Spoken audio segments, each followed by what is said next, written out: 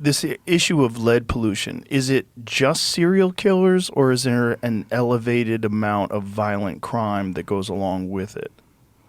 Yeah, the issue of serial killers is one that I kind of introduced as the most extreme example. Right. But most of the research that's been done has focused on aggression, juvenile delinquency, for example. There are long-term studies that look at kids who were exposed to lead, including in relatively small amounts, and then what happens to them later. By the time they're, teenagers or young adults. And they have shown a very strong association with,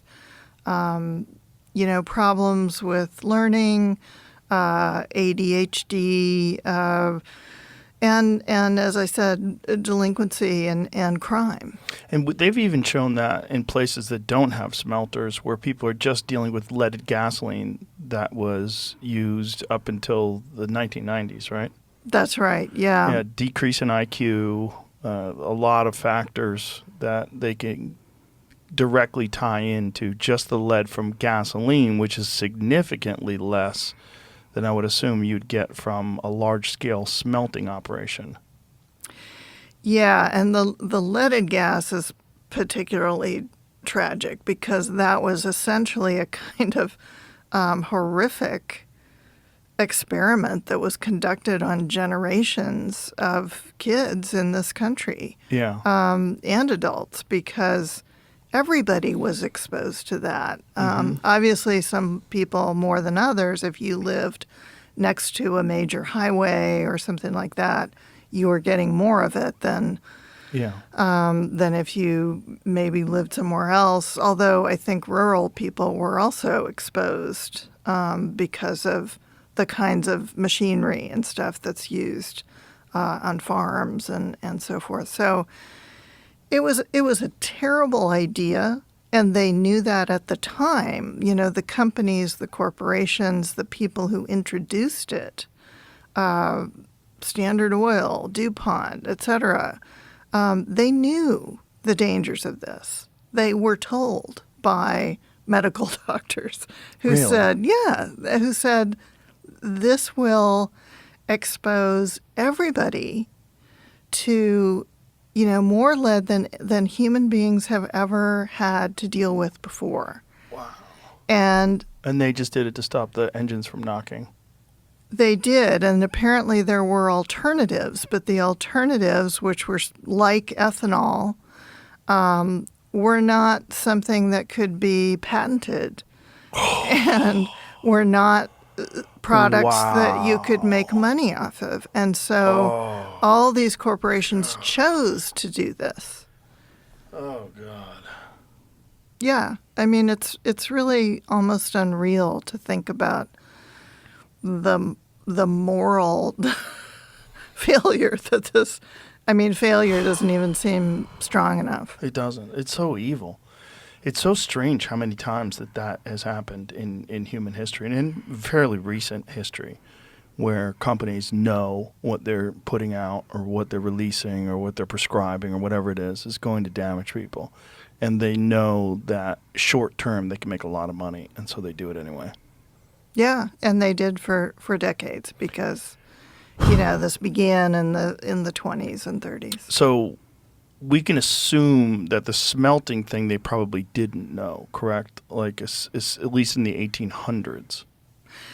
Yeah, in the 1800s, they probably weren't thinking about stuff like that. They didn't have data on it. But by the time the companies really got up and running, and the smelter in Tacoma was owned by a company called ASARCO, which was the American Smelting and Refining Company, owned by the Guggenheim family. Oh, boy. But they've done so much for art. Yeah, I mean, it's just... That's what they like to do. Yeah. Yeah, it's a total Whitewashing. kind of whitewashing the reputation. Yeah. And they were among the, earlier corporations to do that, and totally successfully. It's so dark. My friend Peter Berg explained to me the origins of the Nobel Prize. Did you know the origins of the Nobel Prize? It has something to do with explosives, right? Yes. The gentleman who the Nobel Prize is named after, they erroneously reported that he was dead in the newspaper. And they called him the Merchant of Death in the newspaper. And you were like, oh, my God, this is what people think about me because he invented dynamite.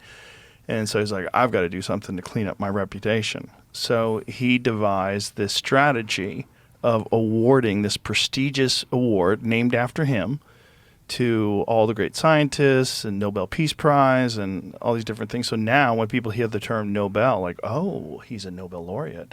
Oh, he's a Nobel Prize winner. And that's the origin of it. It was just a whitewashing operation.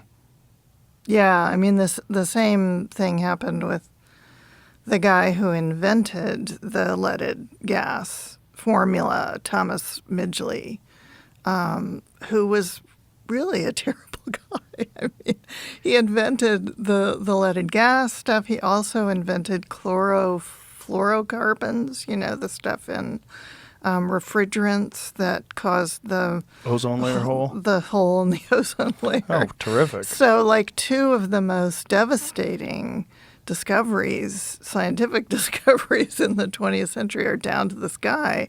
And he was awarded the, highest medal from the, American Chemistry Association, which he still holds. I mean, even though he became really ill as a result, I think, of working with this tetraethyl, it's called, the substance that was added to leaded gas. And he, went to Florida to try and heal himself of this, which I don't think you can do. I mean, I don't think going to Florida heals lead exposure. But he developed something which was called polio. He became unable to walk, and he invented this whole bizarre kind of system of pulleys that he could use to lift himself out of bed, and eventually he strangled to death in this sort of harness thing, which it may have been suicide, it may have been an accident, kind of unclear.